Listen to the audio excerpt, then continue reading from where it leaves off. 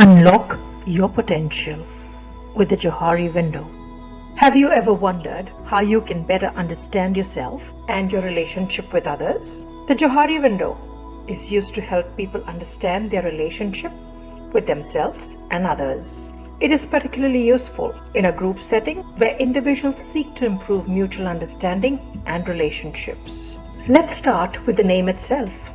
A fun little trivia fact actually, named after the creators of this concept. Joseph Left and Harrington Ingham put those first syllables together, and that's Johari. How would you describe the Johari Window to someone who's never heard of it before? It's basically a tool of visual representation that helps you break down your self-awareness into 4 distinct areas or quadrants. And it's not just about what you know about yourself. It also considers what others know about you. It's like getting a 360 view of yourself. It can be applied in so many different ways, like you see it used in therapy, team building exercises, or even for personal development. What are the 4 quadrants of the Johari Window? Let's break down each quadrant. The first quadrant is the open area, also known as the arena. This is basically the stuff about yourself that you're aware of and what other people also know. It contains information about you that you know and others know.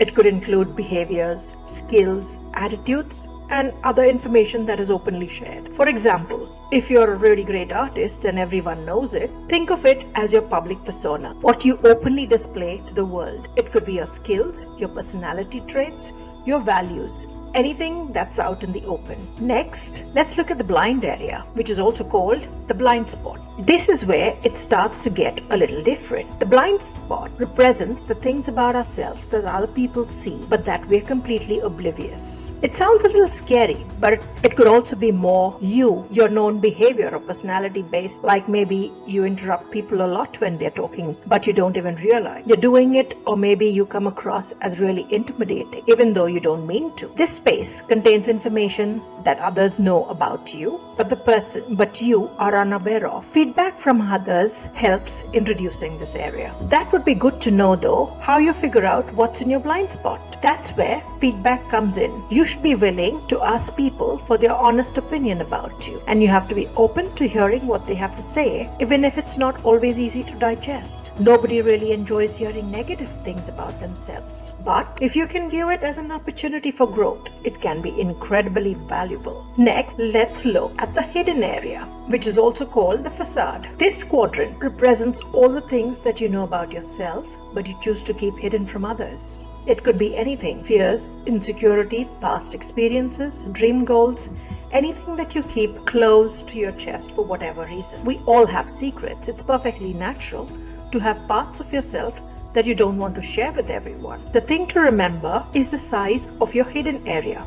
This can impact your relationship. Think about it. The more you are willing to open up and be vulnerable with people, the deeper and more authentic your connections can become. Shrinking the hidden area is about building trust. Exactly by choosing to self-disclose, to share those hidden things, you're essentially showing people that you trust them, and that can encourage them to do the same with you. It's like a two-way street. So basically, the hidden area contains information about you that you know but you keep hidden from others. This area can be reduced, and it involves you to self-disclose that information. And the last quadrant, this is the unknown area. This is the big mystery one that keeps us guessing, the unknown area. It sounds intriguing. This is where we store all the stuff that neither we nor others know about us. It's the untapped potential, the hidden talents, the parts of ourselves that are just waiting to be discovered. It's like a treasure chest, just waiting to be opened. The cool thing about the unknown area is that it's constantly evolving. As we try new things, as we have new experiences, as we reflect and grow, we're constantly uncovering new things about ourselves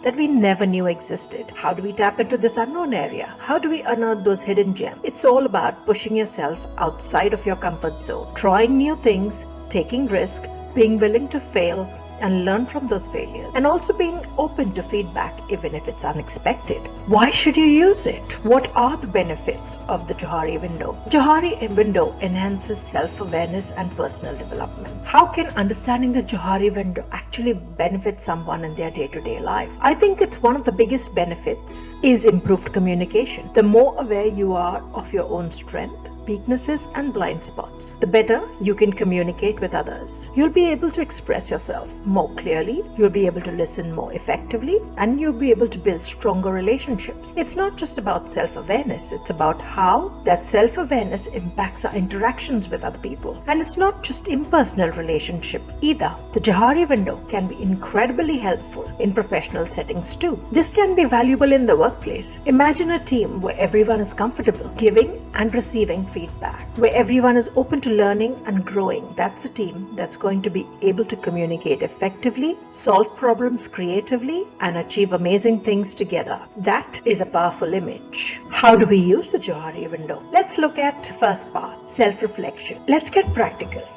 Here's what are some concrete steps you can take today to put the Johari window into practice. Here are a few ideas. First, set aside some time for self-reflection. Just sit down with a pen and paper, or even just think about it while you're taking a walk, and really consider your strengths and weaknesses. What are you good at, and what are you not so good at? What are some things that you're proud of? What are some things that you'd like to improve? Basically, it's like taking an inventory of yourself. Once you have a better understanding of your own self-awareness, you can start to think about the feedback you've received from others. Are there any patterns or themes that emerge? Do people tend to see you differently than you see yourself? It's almost like getting a second opinion on yourself. Then once you've done that, you can start to think about how you can shrink your hidden area. What are some things that you could share with others that would help you to build deeper, more authentic connections again? It doesn't have to be anything too personal or revealing, but just something that shows people that you trust them and that you're willing to be better.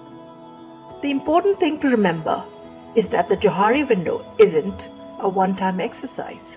It's a tool that you can use throughout your life to continue to learn and grow, like a roadmap to self-discovery.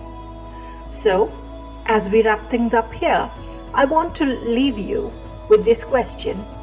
What's one small step that you can take today to start reshaping your own Johari window? Whether it's asking for feedback, being more open with someone you trust, or trying something new and stepping outside your comfort zone.